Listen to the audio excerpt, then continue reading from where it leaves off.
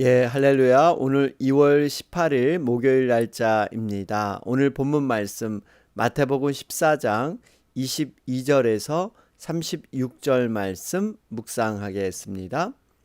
예수께서 즉시 제자들을 재촉하사 자기가 무리를 보내는 동안에 배를 타고 앞서 건너편으로 가게 하시고 무리를 보내신 후에 기도하러 따로 산에 올라가시니라. 저물매 거기 혼자 계시더니 배가 이미 육지에서 술이나 떠나서 바람이 거스림으로 물결로 말미암아 고난을 당하더라.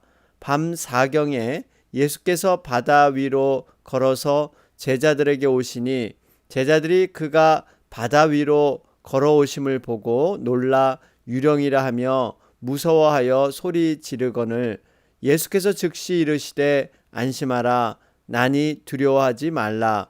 베드로가 대답하여 이르되 주여 만일 주님이시거든 나를 명하사 물 위로 오라 하소서 하니 오라 하시니 베드로가 배에서 내려 물 위로 걸어서 예수께 가되 바람을 보고 무서워 빠져가는지라 소리질러 이르되 주여 나를 구원하소서 하니 예수께서 즉시 손을 내밀어 그를 붙잡으시며 이르시되 믿음이 작은 자여 왜 의심하였느냐 하시고 배에 함께 오름에 바람이 그치는지라 배에 있는 사람들이 예수께 절하며 이르되 진실로 하나님의 아들이소이다 하더라. 그들이 건너가 게네사렛 땅에 이르니 그곳 사람들이 예수이신 줄을 알고 그 근방에 두루 통지하여 모든 병든 자를 예수께 데리고 와서 다만 예수의 옷자락이라도 손을 대게 하시기를 간구하니 손을 대는 자는 다 나음을 얻으니라. 아멘. 예, 우리 마태복음 14장 계속해서 진행 가운데 있죠. 어제 우리 마태복음 14장 13절에서 21절 말씀을 통해서 오병이어의 기적을 우리는 만났습니다. 예수님께서는 큰 무리를 보시고 불쌍히 여기셨습니다. 그들의 육체적인 결핍과 영혼의 그 영적인 갈망들을 보셨던 것이죠. 제자들은 현실적인 모습으로 이것을 처리하려고 했는데 예수님께서는 오히려 너희가 먹을 것을 주어라. 목자의 심정으로 영혼들을 보살피기를 원하셨습니다. 그런데 이러한 주님께서는 놀라운 기적을 일으킬 때 직접 혼자 일하시는 것이 아니라 떡 5개와 물고기 2마리 오병이어 어떻게 보면 소년의 도시락이었죠. 작은 보잘것없는 그러한 것을 통해서 하나님은 최고의 놀라운 능력을 나타내신 줄로 믿습니다. 오병이어의 역사를 통해서 12바구니나 차게 넘치게 거두는 사건, 여자와 어린아이 외에 5,000명 이상을 먹인 사건, 여러분 이것을 보면 우리가 작은 하나님 앞에 헌신과 나눔을 통해서 하나님께서는 큰 놀라운 역사를 이루신다는 사실입니다. 자, 그러면서 오늘 이어지는 말씀, 어떻게 보면 예수님께서 정말 5,000명 이상의 무리를 먹이셔서 그 당시 슈퍼스타가 되시는 많은 사람들의 입소문을 통해서 정말 예수님의 인기가 더 높아가는 이러한 상황에 놓여 있었죠. 이럴 때 예수님은 어떠한 모습을 하셨는가? 오늘 22절 말씀을 보니까요. 예수께서 즉시 제자들을 재촉하사 자기가 무리를 보내는 동안에 배를 타고 앞서 건너편으로 가게 하시고, 지금 예수님은 제자들도 배를 타고 떠나보내시고 또 무리들을 이렇게 해산시키시는 이러한 모습을 하고 계십니다. 왜 이런 일을 하고 계셨을까요? 23절에 보니까 무리를 보내신 후에 기도하러 따로 산에 올라가시니라. 저물매 거기 혼자 계시더니, 이 의미는 정말 예수님께서는 사람들을 상대로 복음을 전하시고 그들의 영혼을 치유하지만 늘 영적인 공급, 사람들의 칭찬과 사람들의 어떠한 자랑, 영광, 이것에 놓여 있지 않고 늘 하나님과의 관계를 이렇게 면밀히 해 가셨다는 것입니다. 사람들과 또 따로 고독의 시간, 어떻게 보면 이 시간은 사람들과 함께 어울리지 않는 고독의 시간처럼 보이지만 하나님 앞에 또 영적인 충만함으로 하나님과 사귐의 시간이기도 합니다. 여러분, 우리가 이 땅을 살아갈 때 바로 이러한 모습을 우리도 갖춰야 됩니다. 나와 하나님과의 깊은 관계, 여러분, 이러한 관계가 사실 우리가 새벽 기도 가운데 이루어지는 것이죠. 하나님의 말씀으로 묵상하며 하나님과의 관계를 돈독히 하는 시간, 여러분, 이러한 어떻게 보면 하나님과 나와의 단독자의 시간, 여러분, 이러한 비밀의 시간이 여러분 있어야 될 줄로 믿습니다. 이런 가운데 제자들의 모습은 어떻습니까? 근데 24절에 보니까 육지에서 술이나 떠나서 바람이 거스림으로 물결로 말미암아 고난을 당하더라. 그렇죠? 24절 보면 지금 제자들은 예수님의 말씀에 순종을 했습니다. 예수님께서 배를 타고 건너가라. 참 제자들도 어떻게 보면 그 당시 이것이 합당하게 받아들이지 않았을 겁니다. 왜 예수님이 이렇게 사람들에게 인기를 끌고 이제 많은 사람들이 따라오는데 메시아임을 좀 더 가르쳐 주셔서 많은 사람들을 믿게 하면 좋으련만 오히려 돌려보내시고 우리는 또 배를 타고 떠나라고 하시니까 참 이성과 상식적으로 맞지 않았는데 제자들이 예수님 말씀에 순종을 하죠. 그런데 순종을 했는데 정말 좋은 일만 생겨야 하는데 여기 보니까요, 고난을 당하게 됩니다. 25절이죠. 밤 사격은 로마 시간으로 새벽 3시에서 6시를 말합니다. 그러니까 캄캄한 그러한 밤중 가운데 이 바다에서 어려움을 당하게 되죠.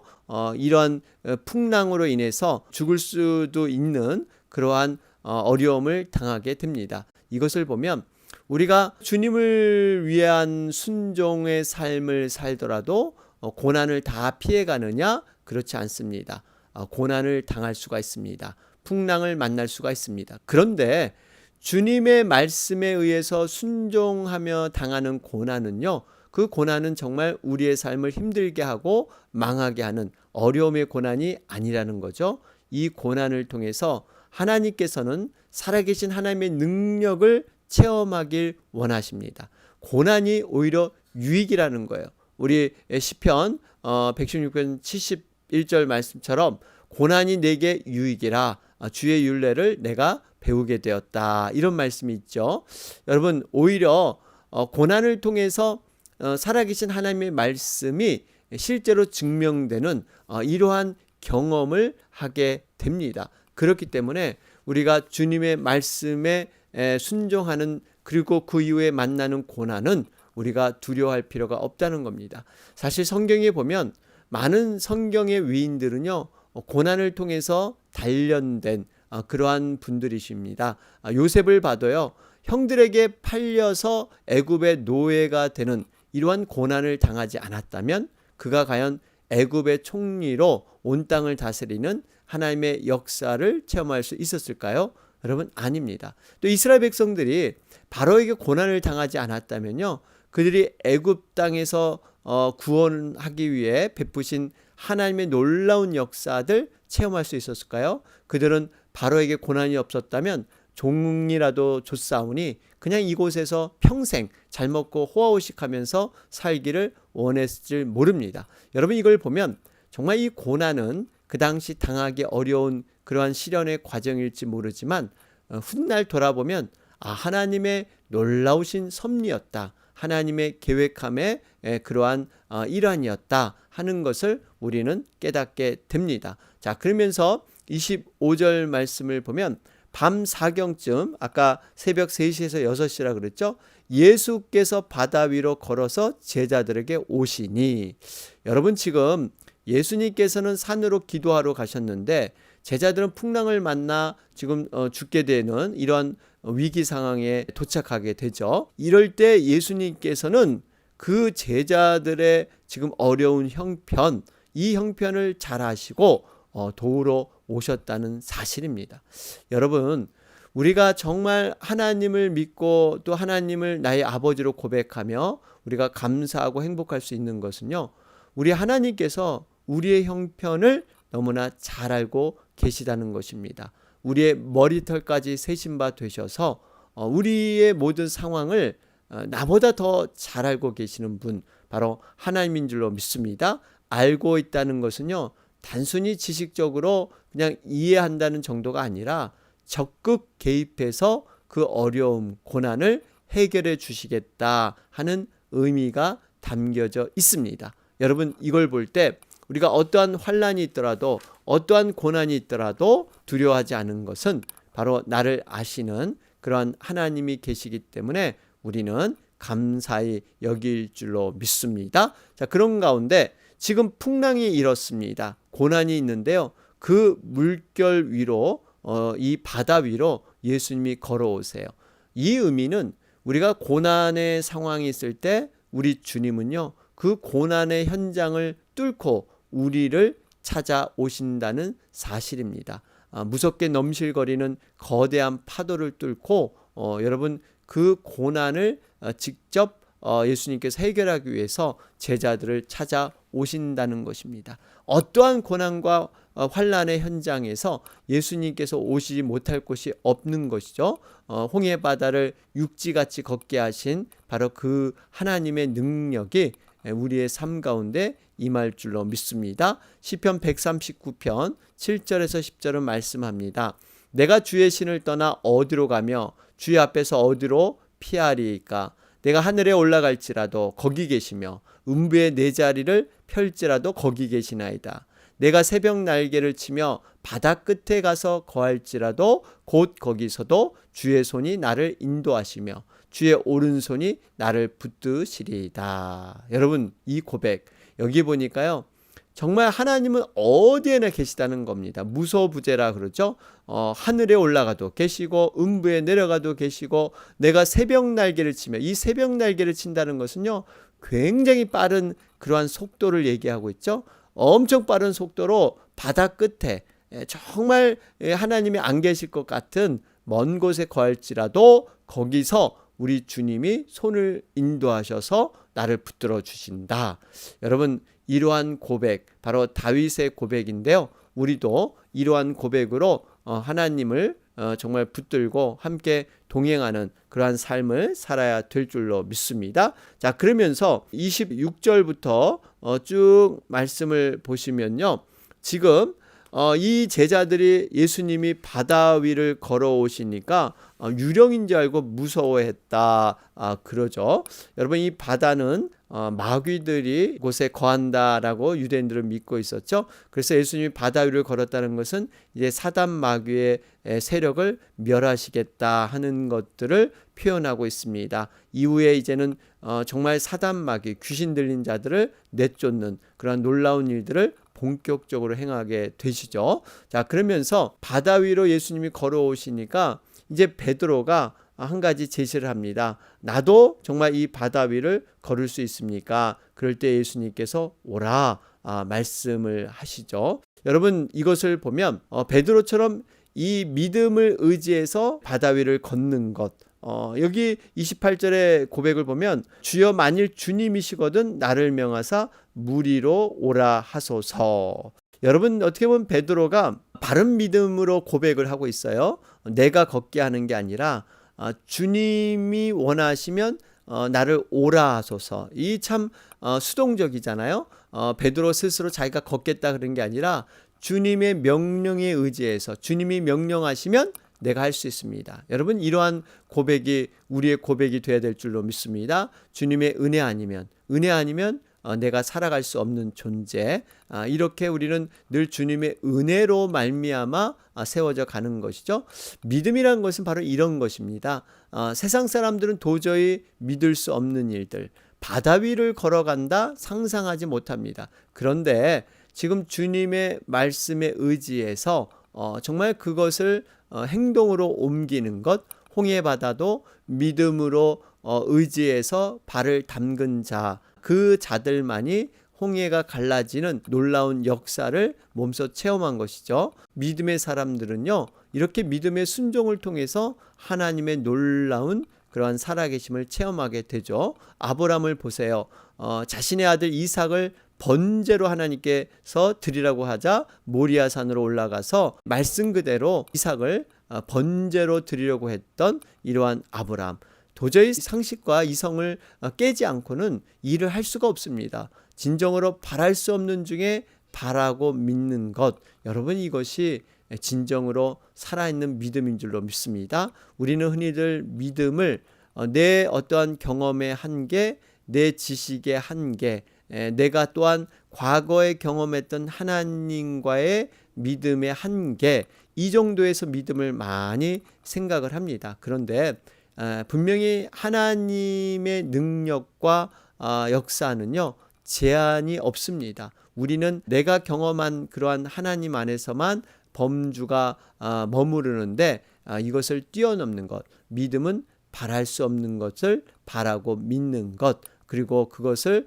행동으로 옮기는 것, 여러분 이것이 믿음의 모습인 줄로 믿습니다. 자, 이런 가운데 우리가 30절 말씀을 보면요, 안타까운 일이 일어나죠. 베드로가 한참 무리를 걷다가 30절에 보니까 바람을 보고 무서워 빠져가는지라 소리질러 이르되 주여 나를 구원하소서. 여러분 사실 베드로가 예수님만을 바라보고 무리를 걸을 땐 아무 이상 없었는데 이 주변의 바람, 풍랑을 보니까 무서움이 생기더니 이제는 물에 빠져버리게 된다는 것입니다. 여러분 이것은 우리가 바라보는 것, 여러분 믿음은 바라봄의 원칙이라 그랬죠. 어디를 바라보는가, 우리의 시선이 어디를 향하는가 하는 것이 중요합니다. 우리가 어려운 사건과 상황을 바라보면 마음이 답답하고 이 문제를 해결할 길이 없지만 전능하신 하나님을 바라볼 때 여러분 모든 상황과 문제에서 벗어날 뿐만 아니라 바로 해결책을 우리는 얻게 될 줄로 믿습니다. 자, 이런 가운데 31절 말씀을 보면 예수님께서 이 베드로를 건져 주시죠. 그러면서 하시는 말씀이 믿음이 작은 자여 왜 의심하였느냐. 여러분 의심했다는 거예요. 이 의심이 결국 뭐예요? 바람을 봤다는 겁니다. 그러니까 예수님만을 응시하고 예수님만을 바라봐야 되는데 주변을 바라보고 여러 가지 상황을 바라보고 어떻게 될까 이러한 것, 이 자체가 의심이라는 거예요. 결국 이 의심이라는 것은요, 예수님만을 바라보지 않으면 의심의 영, 의심에 빠질 수밖에 없다는 것을 말해주고 있습니다. 여러분 믿음이 작은 자여 왜 의심하였느냐. 여러분 우리는요 정말 원사이트, 우리의 마음의 눈이 한 곳만을 바라봐야 될 줄로 믿습니다. 그럴 때 하나님께서 무한하신 능력으로 여러분 그 믿음을 통해서 역사하신다 하는 것을 깨닫게 됩니다. 자, 그러면서 예수님께서 이제 32절에 배에 함께 오름에 바람이 그치느니라. 배, 이 예수님이 배에 오르자 바람이 그쳤습니다. 이 의미는, 이 배라는 의미는요, 사실 어떻게 보면 밖의 상황은 바람과 풍랑이 있는데 배라는 상황은 어떤 내면의 상황으로 이렇게 상징되고 있습니다. 그러니까 밖에 아무리 풍랑이 치고 비바람이 몰아쳐도 내면에 우리 예수님이 오시면 또 우리 성령의 충만함이 있으면 여러분 아무 문제가 없다는 거예요. 그러니까 모든 문제의 시작은 사실 상황과 사건 내 외부에 있지 않고 바로 내부, 내 내면의 문제가 있다는 겁니다. 여기에서 모든 것이 시작이 돼요. 우리가 정말 이 마음을 잃지 말아야 합니다. 믿음의 마음, 우리의 마음이 무너지면요, 모든 것이 다 무너지는 거예요. 여러분 상황과 어떤 사건이 좋아진다고 해서 우리의 내면의 마음까지도 여러분 다 좋아질까요? 그렇지 않을 수도 있습니다. 여러분 진정으로 자신의 내면을 잘 다스리고 경영하는 것, 여러분 마음을 다스리는 자는 큰 성을 얻는 자보다 더 용사보다 더 강하다 그러지 않습니까? 무릇 지키만 한 것보다 더욱 내 마음을 지키라. 생명의 근원이 이에서 남이니라. 여러분 우리가 정말 이 마음을 잘 지켜나갈 때 우리는 승리의 삶을 온전히 살아갈 줄로 믿습니다. 자, 그런 가운데 32절 말씀에 배에 우리 예수님이 딱 오르니까 문제가 해결되잖아요. 우리의 인생 가운데 예수님이 함께 탑승하여 주시고 함께 동행하여 주시면 모든 파도의 문제들이 잔잔하게 그치게 될 줄로 믿습니다. 이 의미는 예수님과 동행하는 삶, 성령님과 동행하는 삶, 이것이 가장 인생의 복된 인생이라는 것입니다. 여러분, 이것이 성공하는 삶의 비결이에요.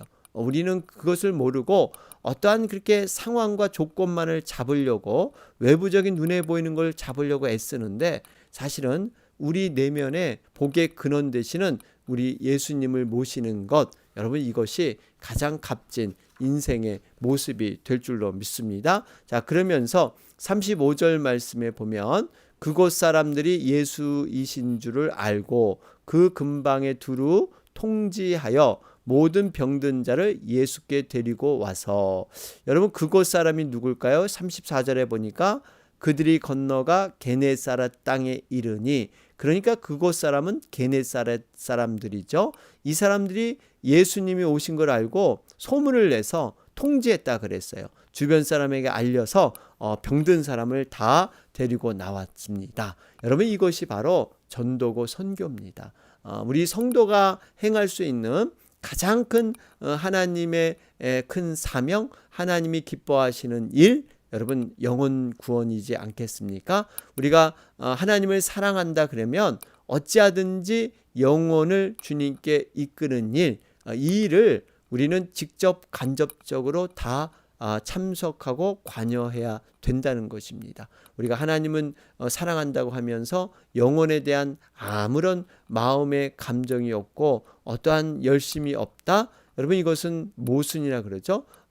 눈에 보이는 형제 자매, 또 영혼들을 사랑하지 않고 어떻게 눈에 보이지 않는 하나님을 사랑할 수 있겠느냐, 이렇게 우리에게 물으십니다. 여러분, 그렇기 때문에 교회의 본질은요, 영혼을 구원하여 제자 삼는 일, 영혼 구원, 이것이 하나님께서 교회를 통해서 이루고자 하는 가장 큰 뜻이고, 또 인간이 하나님을 영화롭게 하는 데 있어서 가장 큰 헌신은 바로 영혼을 위해서 섬기는 것, 여러분, 이것이 되는 줄로 믿습니다. 이런 가운데 여러분, 36절 결론의 말씀입니다. 다만 예수의 옷자락이라도 손을 대게 하시기를 간구하니 손을 대는 자는 다 나음을 얻으니라. 여러분, 이 의미를 깊이 깨달아야 합니다. 그저 예수님의 옷자락 손을 댄 자들, 아무런 생각 없이 스쳐간 자들 많이 있습니다. 많은 무리들이 이렇게 지냈지만 어떤 사람은 정말 예수님의 옷에 손을 대면 내 병이 낫겠다는 믿음, 그 믿음으로 예수님께 다가갔다는 것입니다. 여러분, 이 차이예요. 똑같이 옷깃을 스쳐 지나가고 많은 사람들이 건너갔지만, 여러분, 믿음으로 이 옷깃을 만진 자는 반드시 병의 자유를 얻게 될 줄로 믿습니다. 우리가 정말 교회 생활을 하고 예배를 드리고 여러 가지 봉사를 하고 헌신을 하고, 여러분, 이 행위 자체, 예수님의 옷깃을 만지는 것, 그 동일한 행위지만요, 그 안에 믿음이 있어야 생명이 나고 또한 하나님의 놀라우신 상급과 보상으로 이어진다는 것입니다. 우리 마음의 자세, 어떠한 태도인가, 여러분, 믿음으로 우리 예수님을 만나야 될 줄로 믿습니다. 믿음으로 또 우리가 봉사하고 사역해야 될 줄로 믿습니다. 자, 오늘 말씀 정리하면 바다 위를 걸으신 전능하신 하나님의 아들, 정말 우리 예수님은 하나님의 아들로서 천지 자연을 다스리시기도 하고 바다 위를 걸으시는 분명한 메시아 하나님의 아들이십니다. 우리가 이러한 기적과 능력을 믿고 우리 인생에서 정말 믿음으로 모든 불가능을 가능케 한 그분을 바라보며 우리는 나아가야 될 줄로 믿습니다. 오늘 목요일 날짜입니다. 모든 영혼을 위해서 중보하는 그러한 날입니다. 우리 주변에 죽어가는 방황하는 영혼들, 여러분 간절히 기도하고요. 우리 가족 중에도 아직 예수님을 모르는 분들 많이 계십니다. 여러분 위해서 함께 간절히 중보하도록 하겠습니다. 다 같이 기도드리겠습니다.